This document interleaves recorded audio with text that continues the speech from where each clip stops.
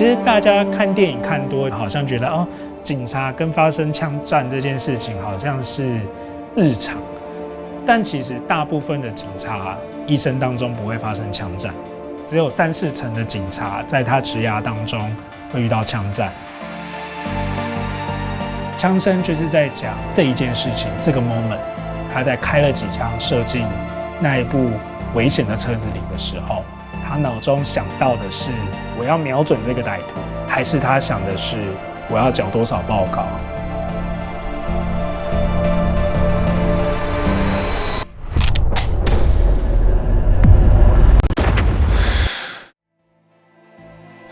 我们很多时候在看警察，我们忘记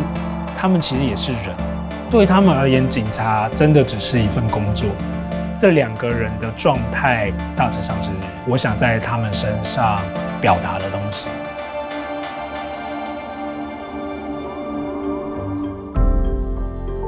蓝马伊其实就是一个真传统的台湾的路线，它是我们想象中台湾的女性那种很吃苦耐劳的角色，但同时她也具备了重男轻女，或者是她讲话很刻薄这些事情。这些对于我们上一代的人来说，它只是一个不善表达的表现。春花基本上就是一个阿兰妈的翻版，他们的命运非常的相似，就是都在年轻的时候就没有了丈夫，然后自己独立一个人抚养小孩。但是不同的是，这2代人他们对待性别以及在亲子的关系上面，他们是可以有非常多不同的处理方式的。台湾的女性每一代，我们可能经历相同的命运。父权的幽灵一直都在空中在徘徊着，一直在作祟，可能永远都没有烟消云散的一天。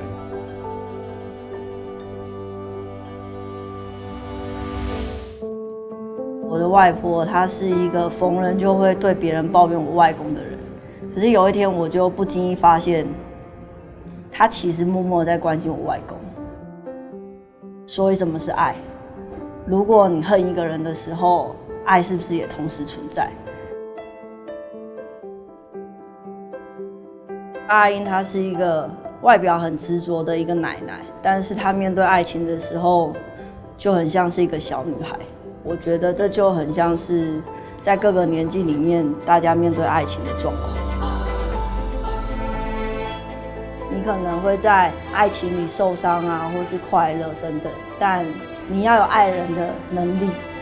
然后才有可能有白头偕老的那一天。